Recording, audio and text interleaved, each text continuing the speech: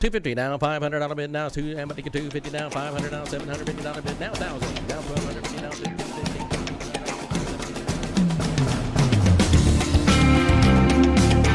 And good morning.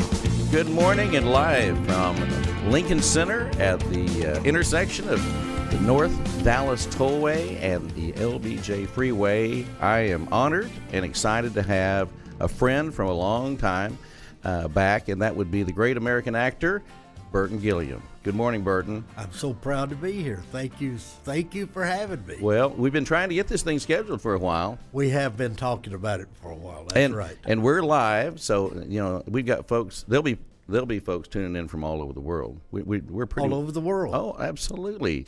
Decatur, Texas. Italy, Texas. Rome, you go Texas. But you don't go to Muleshoe, right? Only on Thursdays. On Thursday. So, well, anyway, we'll get to the point of why we're having you here today. You have been an actor for a long time, and a lot of people don't know where you are from, where your history. And of course, most everyone knows you from Blazing Saddles. That is your big breakout part. I've done a lot of big pictures, but nothing will replace Blazing Saddles. There's worse situations. So I'm just going to ask you a few questions, and I know that you are an alum of Woodrow Wilson High School. Woodrow Wilson High School. Woodrow Wilson, oh Woodrow Wilson, Woodrow. Well, I won't sing the whole fight song. I think that was good. So, tell me a little bit about your background. Go back to growing up in Dallas, and I know you have a history with the fire department and a lot of stuff like that. Yes, I do. I did go to Woodrow Wilson High School. Went to J.L. Long and went to O.M. Roberts grade school. I'm a Dallas guy. I did my 23 years in Hollywood, but I'm a Dallas guy, and I'm actually a Fair Park guy. Are you? I'm one of the very few people that ever lived inside the confines of Fair Park. Did you just get? You couldn't figure out how to get out of there? No, they had this big 8-foot fence around our house. That's a fact. Back when I was about 3 years old, for about a year and a half, my father this is back during World War II. My father was a night watchman at Fair Park, and they had a house for us, and it was the only house. It was back where the parking lot is off of Pennsylvania. Mm-hmm. One house there, 2-bedroom little shack that was about to fall down, But that's where we lived, and it was surrounded by an 8-foot fence. If my father was not at home at the time, we couldn't get out. My mother would call down to the grocery store and get a loaf of bread or something, and they'd come down and throw it over the fence to us. That is crazy. Well, I don't know if we can top that. I lived at Fair Park. Well, you're not living there now. No, I don't live there now. I know you've had some great parts. We want to talk a little bit about Hollywood while we can. Who would you say is the most famous person you've worked with? Burt Reynolds. Really? Yeah. You have any story about that? Oh, yeah. Oh, I got a lot. That you can actually tell? We're talking about Burt Reynolds, folks. Yeah. Let me tell you a dear story about him. Burt is always good to everybody around him. Everybody loves him, but Burt was always about a half an inch from going off because he was always so involved with everything that, producing and directing and acting, and he was just always on edge, but everybody loved it. Okay, 5 weeks before he died, mm-hmm. and he died, 6 weeks ago, something like that. 5 weeks before he died, he sent me, and I hadn't seen him in about 3 years, or talked to him in about 3 years. He sent me a video and he was sitting in a chair, had a cane there, and he did not look good. This is 5 weeks before he dies. he said, I just wanted to get a hold of you and tell you that I love you. And I'm so proud, he said to me, I'm so proud that you made the name Burton work for you, because I couldn't make it for me, because his name was Burton also. He's Burton Leon, I'm Burton Lee. So I always called him Leon, he called me Lee. But he said, just sent me this video, which I will keep forever. Sure. To tell me he loved me. I think That's pretty cool. special. Pretty special. Well, I think he probably knew kind of how things were going. Yeah, and I think and he so, was just too. kind of telling you goodbye. I was probably on a list of 4,000, but I'm glad to have been on that list. It's kind of like your recent birthday party, which I'm still waiting for the invitation. It's coming. It's coming. I'm going to send you a video. So you had a pretty historic birthday lately. Did. Yes. You wanna tell about it a little bit. My birthday is August 9th, 1938, which means I'm 80 years young. And my birthday lasted for about 8 or 10 days anyway. It just, people would take me to dinner, and take me and my wife to lunch and different things. But about 2 weeks ago, 12 days ago, my wife threw me a surprise birthday party, and 6 weeks after my birthday is a surprise, boy. Well, It better worked. late than never. Yes. Oh, it was wonderful. 150 people from every era of my life, and all the different things I've done. I saw people I hadn't seen in 60 years. Wow. It was wonderful. She did a great job. Thank you, Susie. There you go. And I understand you even heard from Mel Brooks. I did hear from Mel Brooks. Of course, every 10 years, he always sends me something. Yeah. On 60, 70, and 80, he has sent me something every year.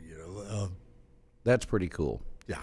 He's pretty much the guy. He's the guy. He's the For guy. me, he's been the guy. So tell us a little bit about working in Blazing Saddles. Let's go back to that just a little bit. I had done, in 1972, I got a chance to be in a picture called Paper Moon, which was a big picture. It was nominated for Best Picture of the Year. Won a couple of Academy Awards. Didn't Tatum O'Neal? Tatum O'Neal won the Academy Award at 9 Amazing. years old. Wow. Yeah. So Youngest anyway, I person didn't mean to ever. interrupt, but I'm having flashbacks. Oh. I have a lot of those. Some have nothing to do with Paper Moon. Well, you don't have 80 years of it, though. Yeah, well, it's not the years, it's the miles. Hey, that's pretty good. I'm going to remember that. That's true. Where were we? We were talking about the Paper Moon. Paper Moon. And And the awards. Blazing Saddles. I had done this little picture called Paper Moon while I was a fireman in Dallas. This is that was in November of 1972. Went back to the fire station. Never thought I'd do anything else. I thought, well, it's a fun time. Had a great part. It was fun.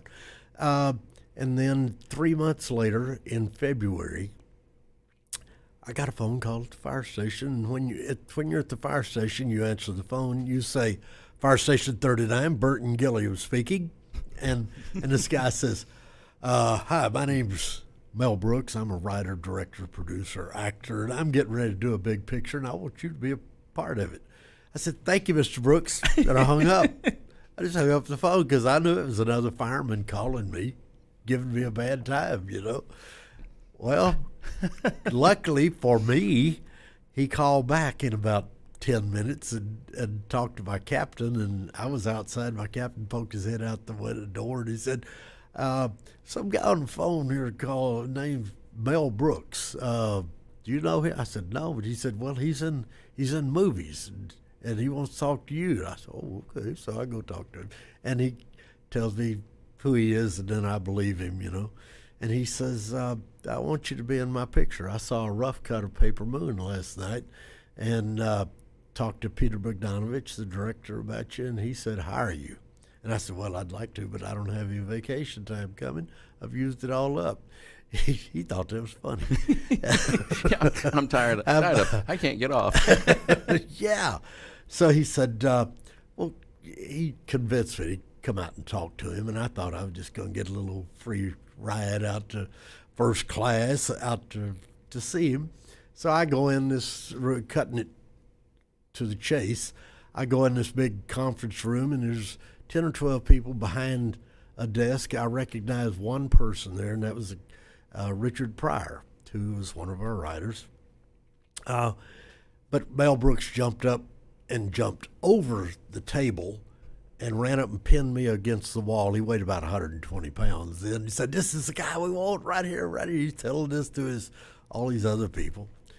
Anyway, we talk, and he gives me a script, said, "Come back and see me tomorrow." I go back and see him and Richard the next day, and I said, "Well, there's really nothing in this picture. I had a lot to do in Paper Moon. There's nothing to do." And they said, "Well, that's what we got." I got on a plane, went back to Dallas. Then about a week later, I'm sitting around home, and phone rings, and this guy, I say, "Hello," and this guy says, "Hey, man, is it Richard?" I said, "Richard who?" He said, "Richard Pryor, man." And folks, when I tell this story, every time, and I've told it, I'm about up to 3 million now, I get a little goosebumpy, you know? Yeah. Because I can hear his voice, right? He said, "We really want you to do this picture and want you to come back and talk to us again because we've rewritten your part, and it's really, you open the picture and you tell how crazy it's going to be. You're not going to tell where it's going, but you're going to tell people how crazy it is." I said, "Y'all going to pay for it first class." I go back again, and I tell them, "Okay," I read it. I tell them, "Okay, I'll do it, but I can't do it for what I did on Paper Moon, which was scale, which was $282 for the week." I said, "I have to quit the fire department." So they send me around to see the casting department, and we can't get together on money. They don't even talk about it. They said, "There's no money in this picture." So next day, I go home. Next day, Mel Brooks called me and said, "What happened?" I said, "Y'all don't have any money." He said, "I'll call you back." Called me back and said, "When can you come back and see me again?" I said, "Well, I've taken off from the fire department here twice, and it's going to be a while." He said, "Well, we got 6 weeks." I said, "Well, it'll probably be about 10 days. And he said, "Call me when you can come, and we'll get it all set up for you." I go back and see him, sit down in front of him. We talk for a minute, and he says, "How much is it going to take for us to get you to do this part?" I thought, man, I'm going to shoot the moon here. I'm really going to go for it. This is early 1973. Yep. I said, "Well, at the fire department, I make $12,000 a year." I know that impressed him. That's his laundry bill. Yes.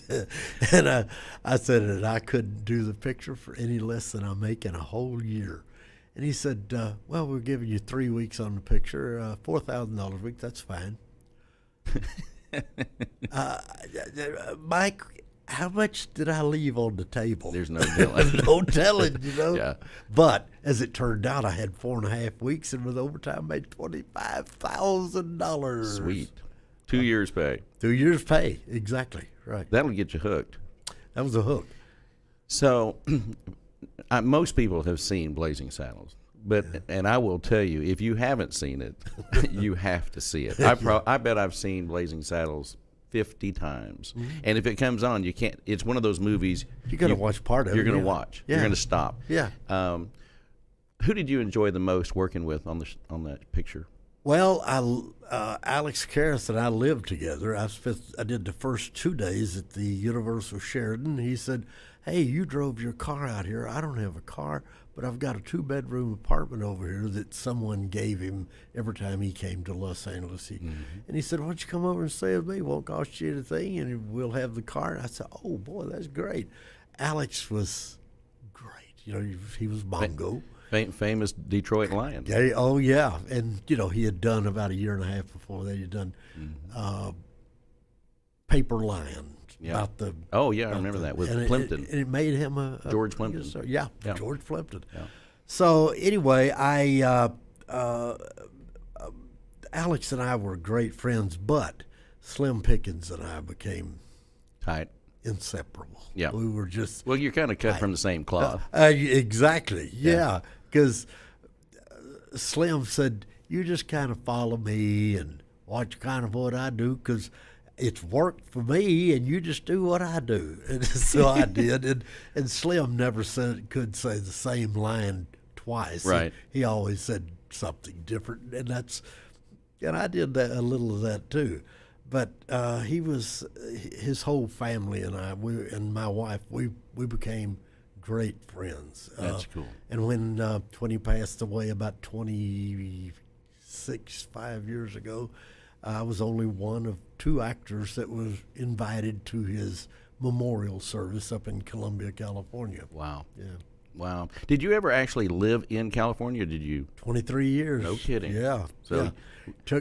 I was there 23 years. Took me 21 of those to figure out how to get out. What town did you live in?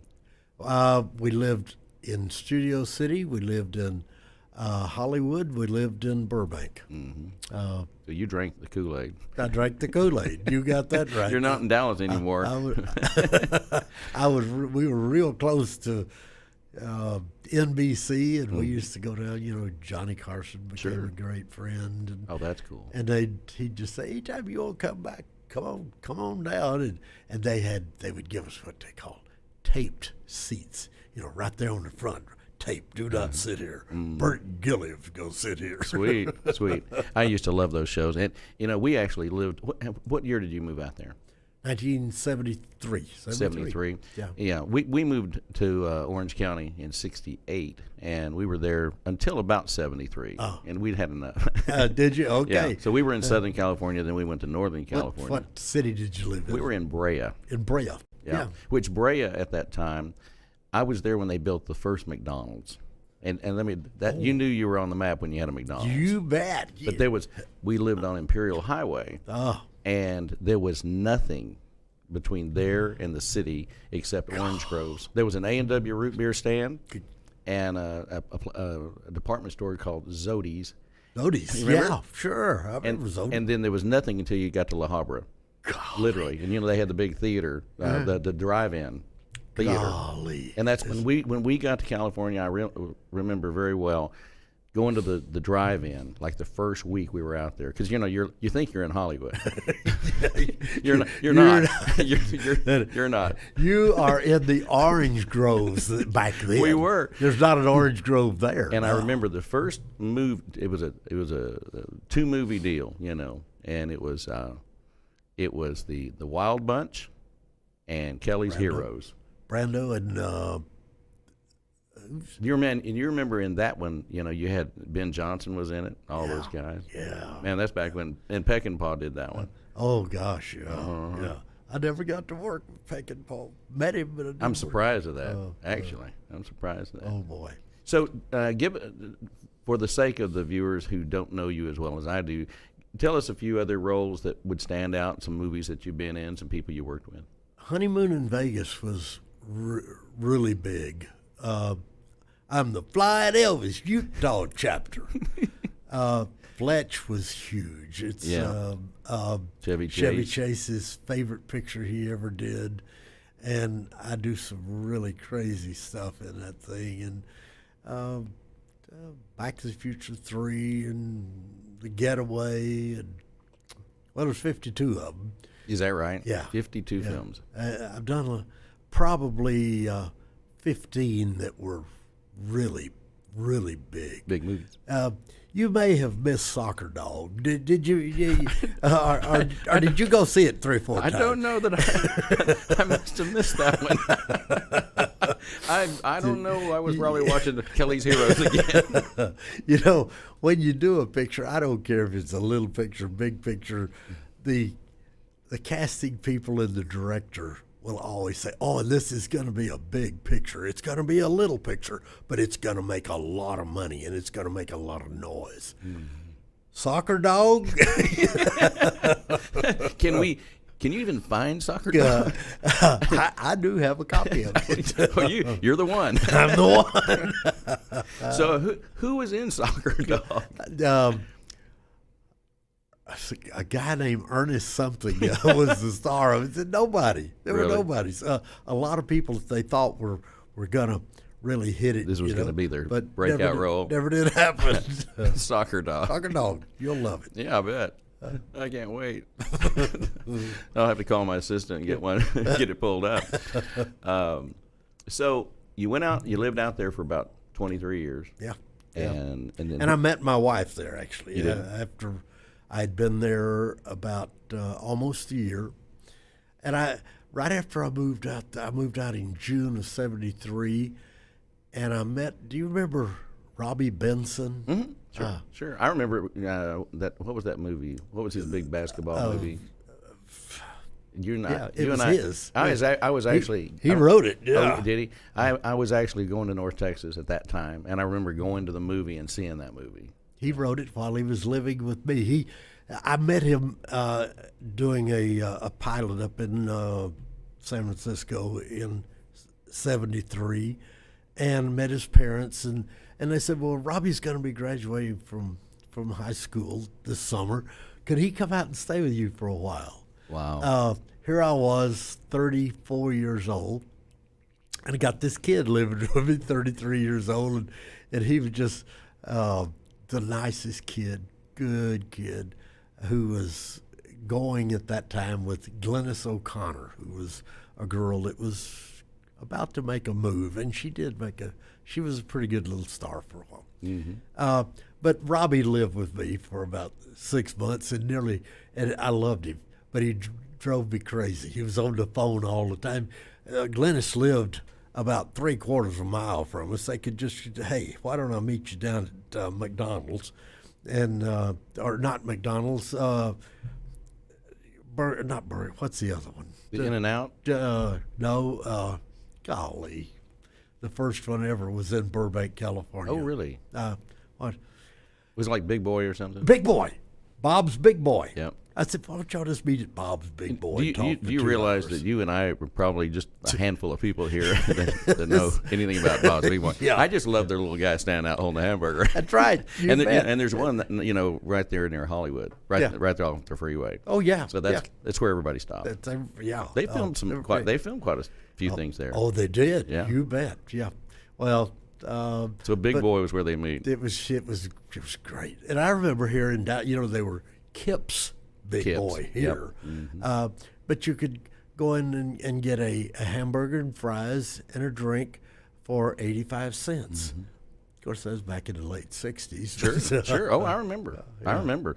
Back where we were living in Brea, it was, there was nothing there. I mean, literally. What the weird thing about Brea, if you go there now, it's like Plano, Frisco, just huge. Everything's a monster. They've got freeways going everywhere. Just miles and miles of homes. Yeah. And it looks like strip malls. Dallas. Yeah. In fact, when I fly in now over North Texas, it's don't you find that amazing? Oh gosh, yeah. Because when I moved to Dallas, the tollway ended here in front of this building, and it was a street. And my first residence was across from where Lowry's is now, which was the Rusty Pelican back then.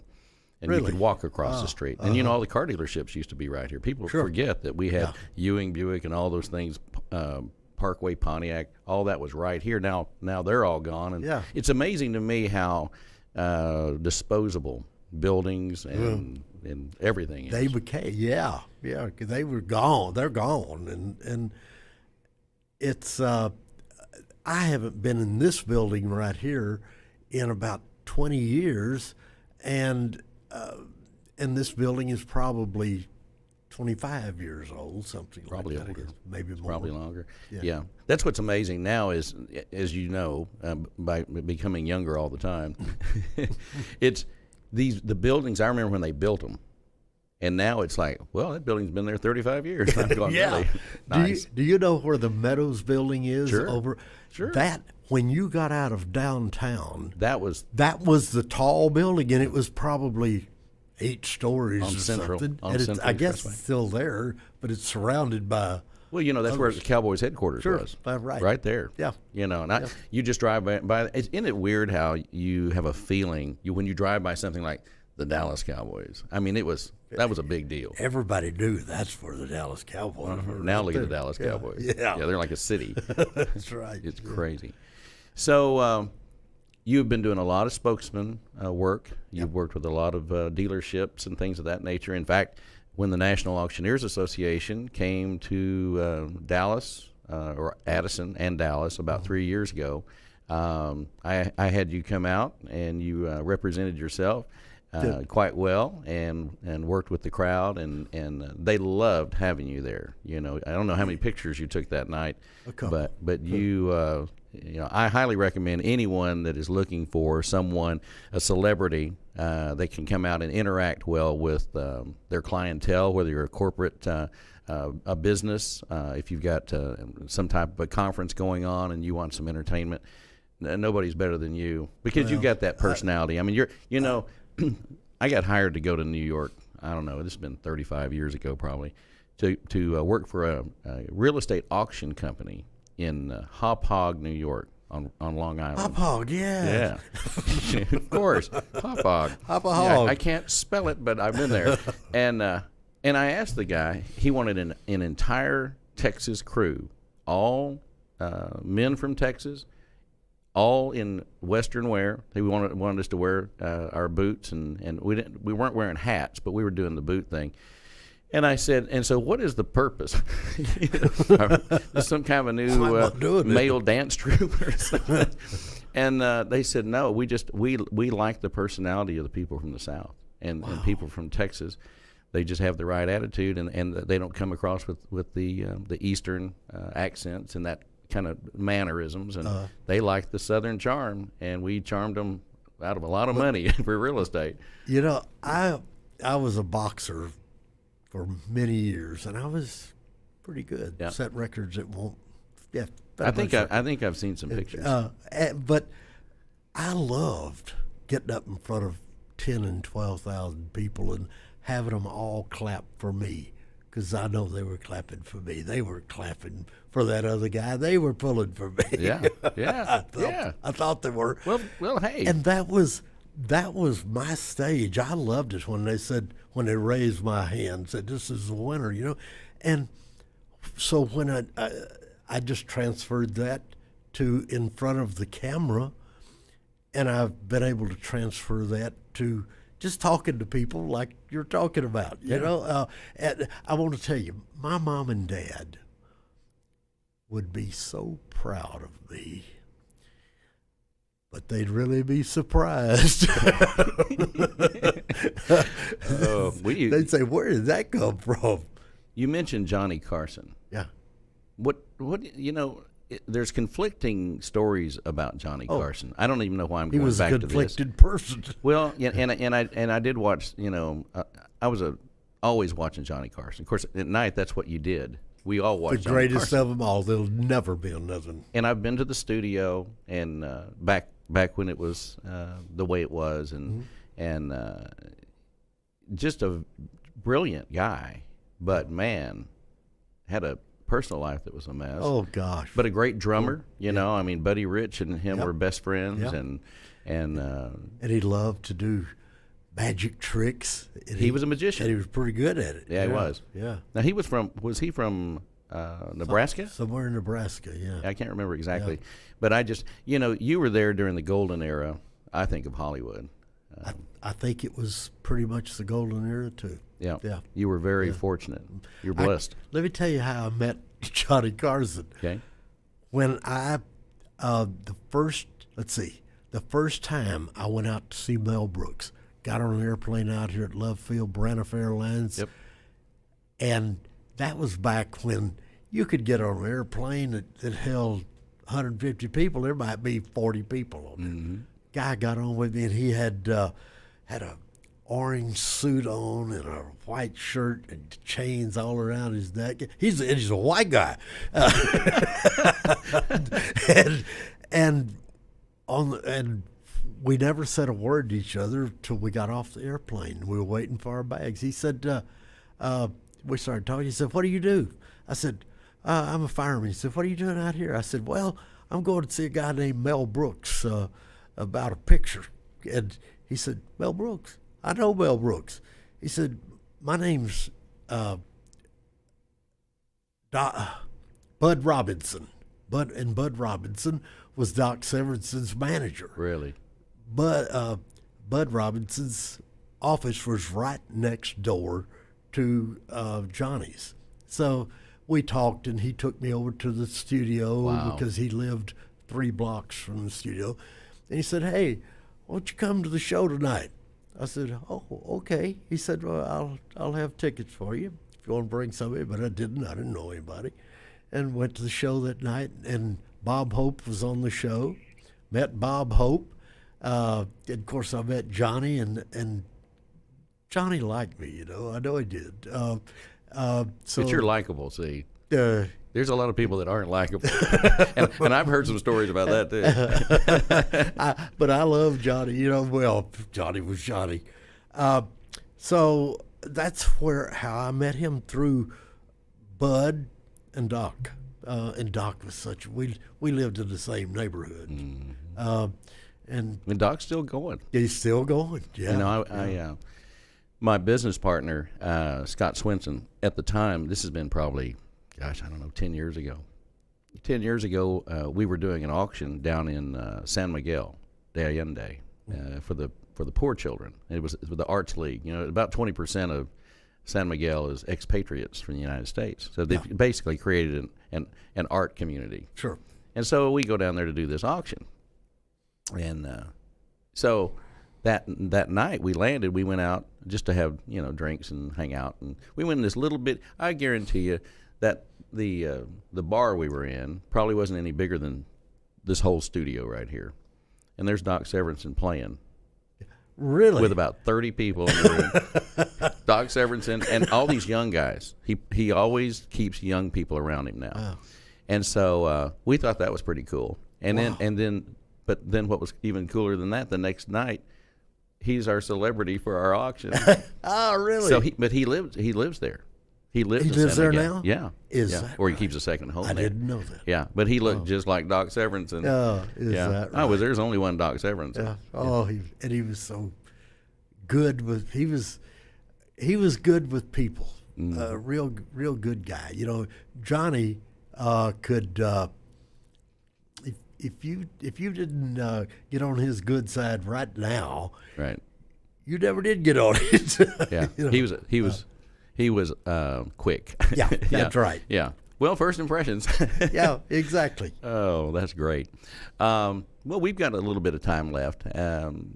I guess what would now? I know you love to play golf. Yeah, You're a golfer. play a lot of golf. You've been playing a lot of golf, and your recall is tremendous. I mean, I find it amazing that you can kick out dates and years and stuff like that. And I mean, think about it. Everything we talked about, you pretty much have it chronological, except for Bob's Big Boy. Don't ask me where I played golf day before yesterday, because I'm not sure. I played the Tribute. Yeah, I got it now. There you go. Yeah, yeah. Well, you're fighting the weather now. Yes, that's You know, right. and I know it's killing you that you're having to stay on the cart path. Oh, that's yeah. How many golf tournaments do you do a year? I do 70 to 73, something like Wow. that. And they say, man, that's a golf tournament and a half a week. But at this time of year, in the fall and in the spring, you know, I might do 5 a week. I'll always do 3 a week anyway, for 4 or 5 weeks. And then I'm gone all over the country a lot. I just got back 6 days ago from Greenville, South Carolina. And, you know, they've had the 2 hurricanes there in the last month or so. They didn't get anything. They were about 100 miles out from. They just dodged the bullet. They dodged the bullet, and it was just perfect. Yeah. What's your favorite golf course? Oh, Pinehurst number 3, but in Dallas, probably Dallas National. It's special. Mm-hmm. It really is. Yeah. Yeah. I know you attend a lot of charity events and things of that nature. You're kind of really, when you get down to it, you, other than the athletes that we have in Dallas Fort Worth, you're our celebrity, you know, and we're really proud. I mean, Well, we thank really you. are. I get I have to turn down about half, because you can only, well, every now and then on a Monday I'll play two of them. If it starts early in the morning, 7 o'clock, 8 o'clock, and the other one starts at 1 o'clock, I'll play that tournament, get in my car, and head off and do another one somewhere. Now, are you still living in Allen? Mm-hmm. Mm-hmm. Yeah, yeah. You want my address, phone number? Yeah, I wouldn't give that. I want it, but they can't have it. I think you're in my phone. Oh, so do you have anything that's going on? Are you working any, or are you just kind of doing whatever you want to do? I'm doing a lot of these Comic Con things all over the country. Really? And that's just play, but Is they it fun? pay you a lot of money. And They pay you a lot of money to do that. a lot of money, and big people come to them.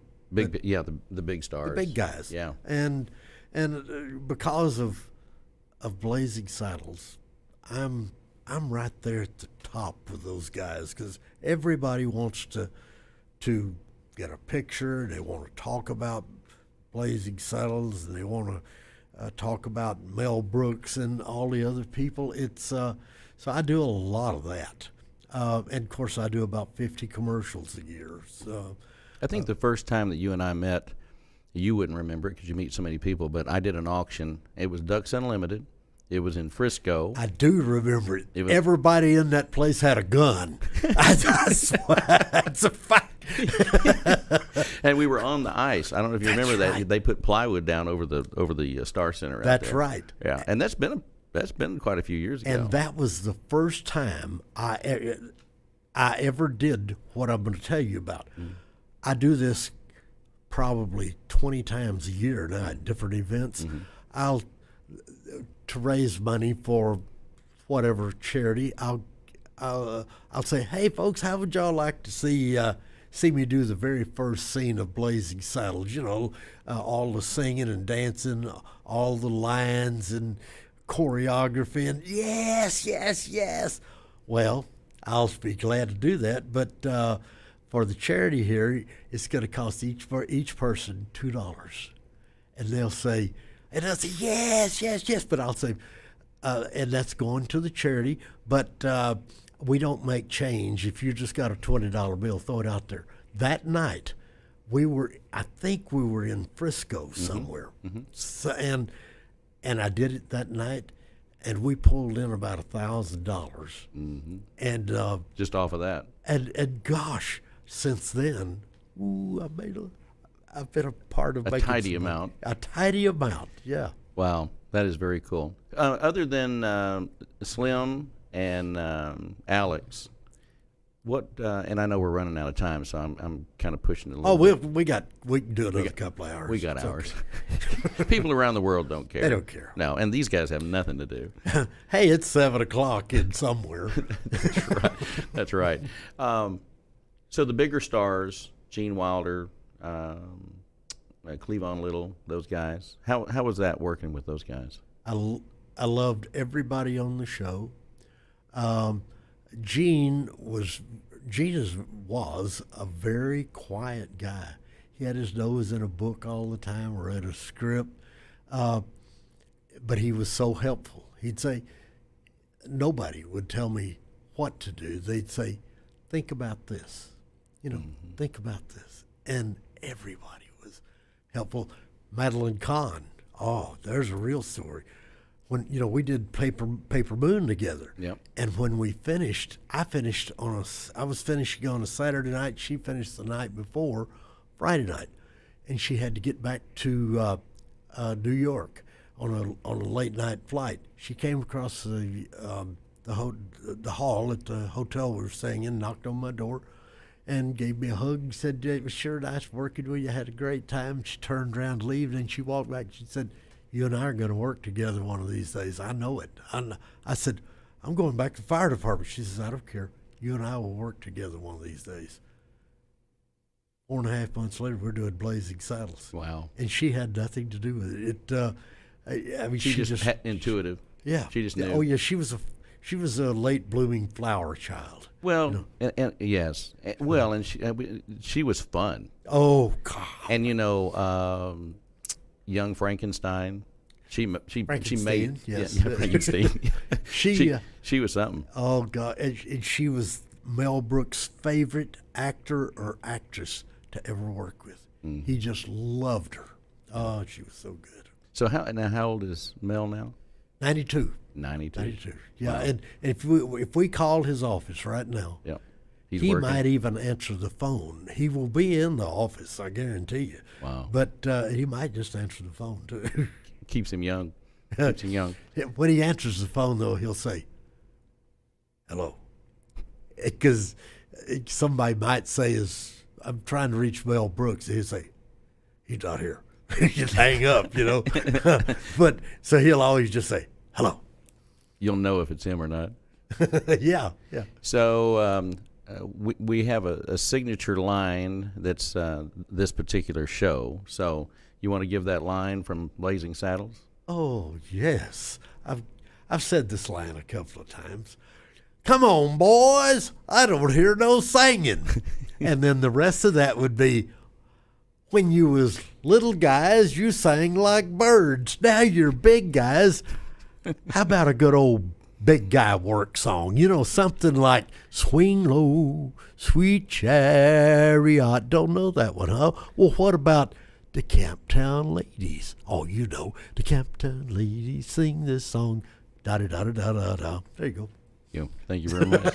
Burton Gilliam, it's been a pleasure and an honor to have you with me. I hope we get to do it again sometime. We'll catch up down the road, and of course we'll be seeing you around here in Dallas-Fort Worth, and probably on a movie sometime when you decide to do some work. There you go. All right. Well, guys, thank you for having me. You bet. It's been fun. We've had a great time with Burton, and we love good people. He's good people. So on behalf of everybody here in Dallas at Lincoln Center, the Mike McGavel Jones Show, we bid you adieu, and we'll see you next time. God bless.